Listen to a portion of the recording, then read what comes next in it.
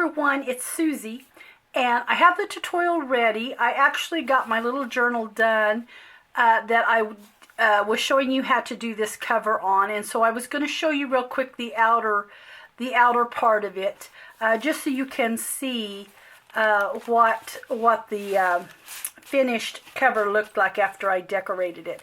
I'm not going to get into the journal. I will do that in another video.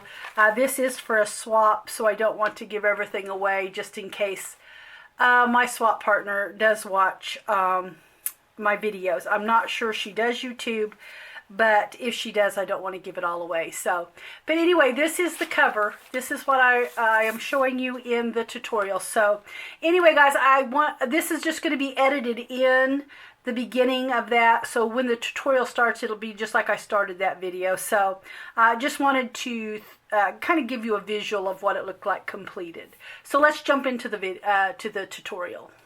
Hello everyone, it is Susie, and I hope everybody's doing fantastic and gearing up for the holidays. I've got this tutorial that I want to do. This is one that I promised, and I had been asked actually by a couple of ladies if I would do a tutorial, or if I had a tutorial on how to do the fabric covers. These are easy peasy, not a lot of work involved to do a fabric cover. I mean, as long as you're just doing a simple one. So really all I do is I get my fabric, and I am working on a swap journal for over at Sophie's Notes. It's just a little Christmas traveler's notebook. And I have my journal ready. I can't fill it until I get it in the book. Get my cover made. And then I can start working on filling the insides. So I just thought it would be a good time to do the fabric cover tutorial while I am working on that. So I don't get real technical on how I do this. I just make sure that the size of my fabric is actually a little bigger than what my journal is, so that it has plenty of room. And if I need to trim off a little excess, I can. Once I get it kind of put together, before I actually attach the insert in, I can actually just trim it. So if I have 2 signatures or 3 signatures, anytime that I get my fabric cut out the size that I think I want it, I just take all the signatures, if it's 2, 1, 2, 3, however many, and I put it in there and make sure that it is going to close properly and has enough going around it. And that's really how I do it. Just want to make sure your fabric is going to cover all your signatures. So once I have done that, I cut 2 pieces. I cut one for the inside and one for the outside, because what's going to happen is my batting is actually going to go in between. Now, I don't know a lot about batting and things like that. I actually picked this up probably a couple years ago. I just bought quite a bit of it on a roll. And it's not real thick, because I knew I was going to use it for my journal covers, and I don't want a big thick batting to make it real puffy. So this is really a pretty thin batting, just enough to give it a little bit of cush to it when I do the cover. So what I do is I cut my batting just a little bit smaller than the fabric that I'm going to use. And I just use some of this Scotch multi-purpose adhesive. It's just a spray adhesive. I got this, I believe, at Walmart. So that is basically what I use. And I spray the batting, not the fabric. Because if you spray your fabric, it can shine through if it gets a little too much on it. So I have learned to spray the batting, and it will stay sticky.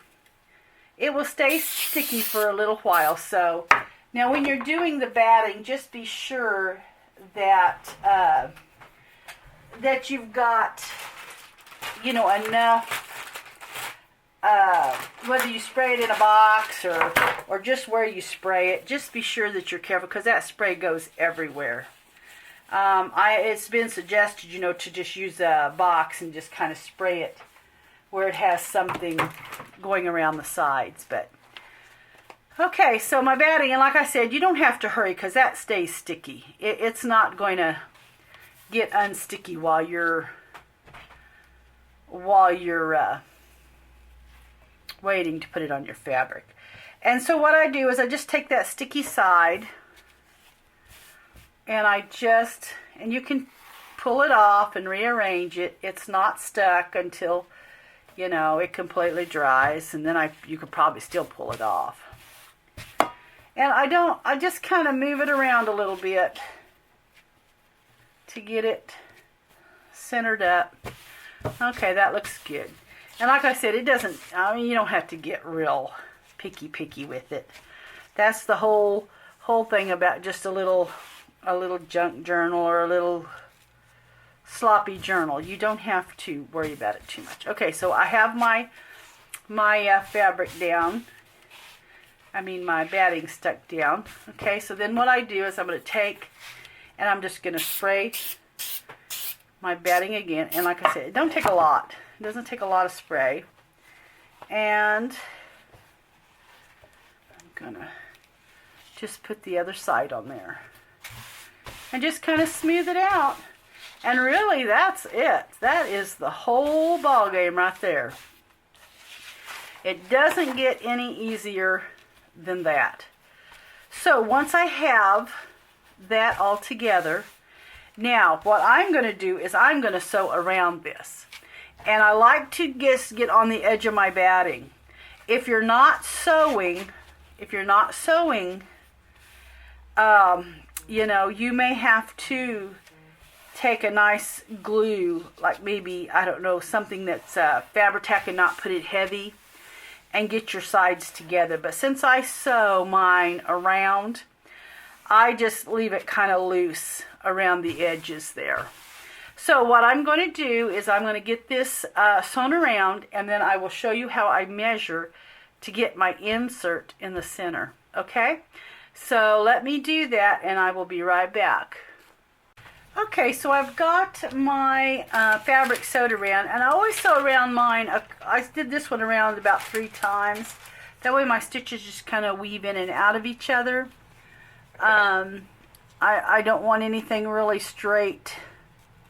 I want it to just kind of look weavied around, and if weavied's a word, I don't know if you can see that. But I don't try to sew in the same stitching. You can see that I am off a little sizes, and you can trim that if you like. I'm going to leave it alone. Off a little bit here the way that the fabric came out. But I leave it alone. That doesn't bother me in the least. And in my little bit of a sloppy journal, it just adds to the sloppiness. So if you want to get them right on target, then you can do that. But I don't worry about it. So what I'm going to do now is this is going to be my inside right here. And this is going to be the bottom, I believe, right here. Kind of see. Yep, this will be my bottom. This is kind of where I started the stitching and ended my stitching. So, okay. So what I do is I take my insert and I just kind of fold it over to get it centered. In my and I just kind of look and see, make sure that I like it okay. And this is a little big, but I'm going to leave it alone. It'll end up with about maybe a ½ inch or a little less is what it'll end up on the top and bottom, which is okay. It just kind of protects the pages, and I like that. So what I do to get my center is I simply just fold this over. And sometimes it will crease real nicely, and I can just draw my pencil line from there. And other times I will just take my ruler and place it in there and have it centered like so. Just kind of push it till you get your both sides even. And then I just take and I can see where it should have run. So that's kind of how I do mine. And then I just kind of crease that real good and see if I can see that my pencil line is a little off from my crease. Because what happens is you have that little bit of a ledge on your ruler, and that little bit of a ledge kind of pulls it over. So I can see that it needs to go just a little hair above my, now that's the way I do it. Or you could simply measure. This should be at 5.5. Because that is right at 11. So there's 5.5, and there's my pencil mark. So there is the center of your journal. Now I have that little bit of crease. There's so many ways you can do this. If you go 11, you can just make you a little 5.5 mark there. You know, I just usually go by the crease though in the journal. You know, you can kind of just get your little mark. But what I do is I actually run a light pencil line so that when I get ready to put my insert in, that I am actually going straight. So I just put a little light pencil mark in. And I don't know if you can see how light that pencil mark is, but it's just pretty light. And then I will kind of mark where I want my holes to go in my binding. So I can see that I'm going to want a mark about there. I want that binding to be in about right there, and then center it just about there.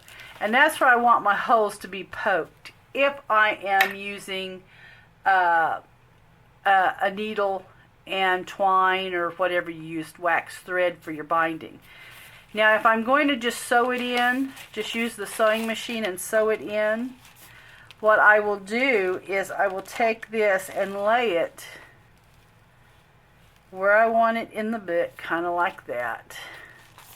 And I just take a pencil mark up here, and I put a pencil mark where my crease is right here, and I know to start sewing just right up here. And when I'm sewing down, I can kind of see I'm supposed to land right here. That way I don't get it shifted one way or the other. So this here I am actually going to use thread and a needle to bind with. So let me grab that. Okay, so I got my needle, and I just use a darn needle is what I use. I don't use an exceptionally big one, but just one big enough to be able to get it poked through and grab it. I'm going to use actually some thin twine for this one. I just want a little bit of twine for it instead of the normal wax thread or the kind of like a real nice heavy twine. I'm just going to use this here. So what I want to do is I take this center page out, because I want to make sure that I'm getting my holes where I want them. So this is the size of the book. I'm just going to double check here that I am where I need to be. Okay, so I'm going to mark where that hole is. I'm going to mark where that hole is, and I'm going to mark where that hole needs to be. And then what I do is I just take that, I'm going to take my needle and just kind of poke it in the crease, not really where I made the marks, but in the crease of the page. Alright, then I will have that ready for where I need to poke that at. Alright, then I want to grab me a couple of these little clips here. Alright,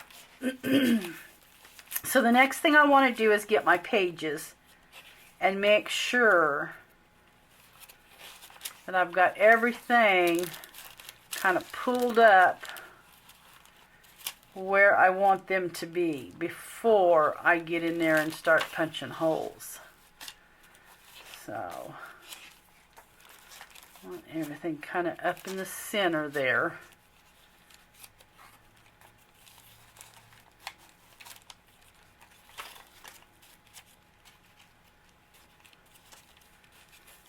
Okay, all right. And then I'm just going to kind of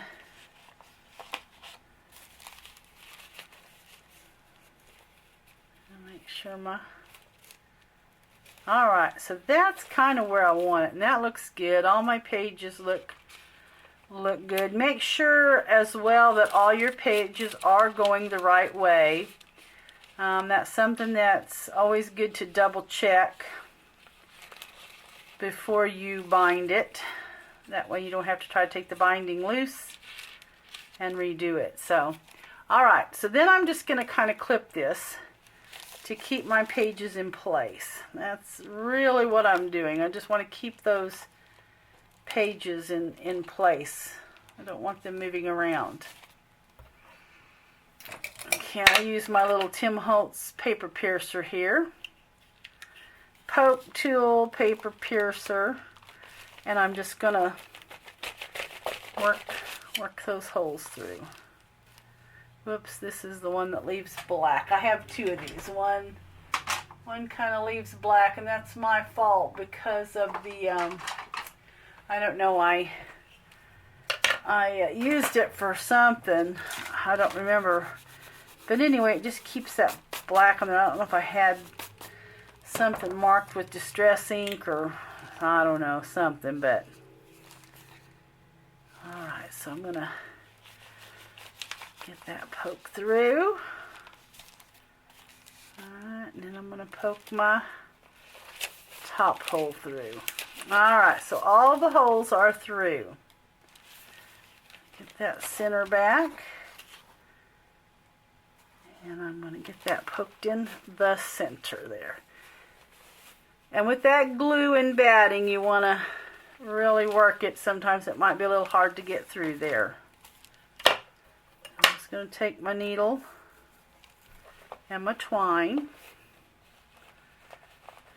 And I keep a little pair of pliers to help me pull that through. Especially with this twine. The twine's a little harder to work with than the regular wax thread. It doesn't pull as good because it's just bigger.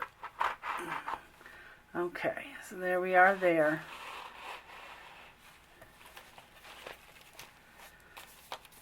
Just going to pull it enough that I've got a little bit to leave strung there. Okay, so then I want to get these pages together here. And because I'm tying on the inside, I am going from the inside out. If you want your tie to be on the outside of your book, you want to go from the outside in to work these. That way, when you put your last one in, you're going the way you want it when you tie off. So, to tie on the inside, you need to start on the inside out. Going from inside out. Okay, and this one here is a little trickier. Sometimes you can go right through and sometimes you can't. So I'm going to kind of find where I poke the hole there. Let's do it again.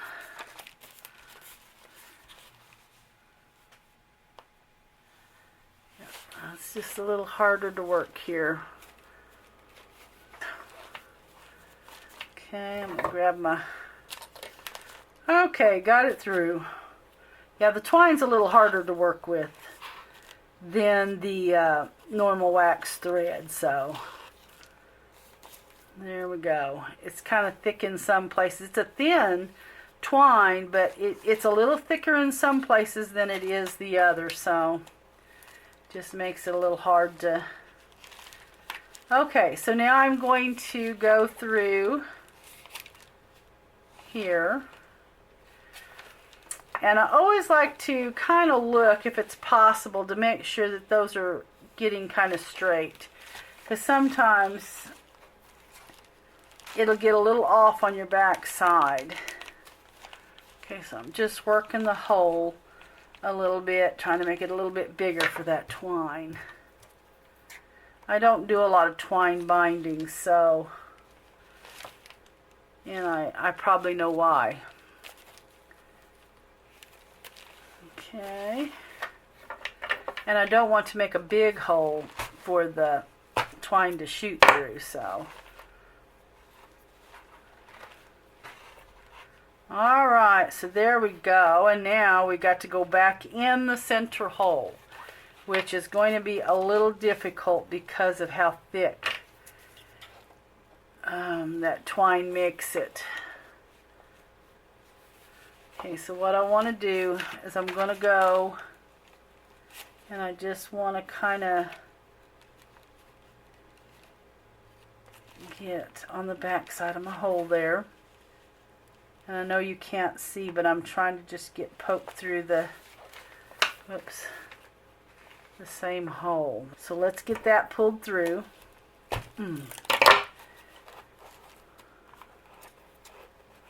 Alright, so now we're pulled through. I want to tighten this up a little bit here. Alright, then I'm going to kind of try to just get it. And if you can't see what I'm doing, I'm trying to get back in the same hole that my twine is already in. Yeah, and I'm there. So what I need to do is come on the other side of this piece right there. Okay, we're there. Thank goodness.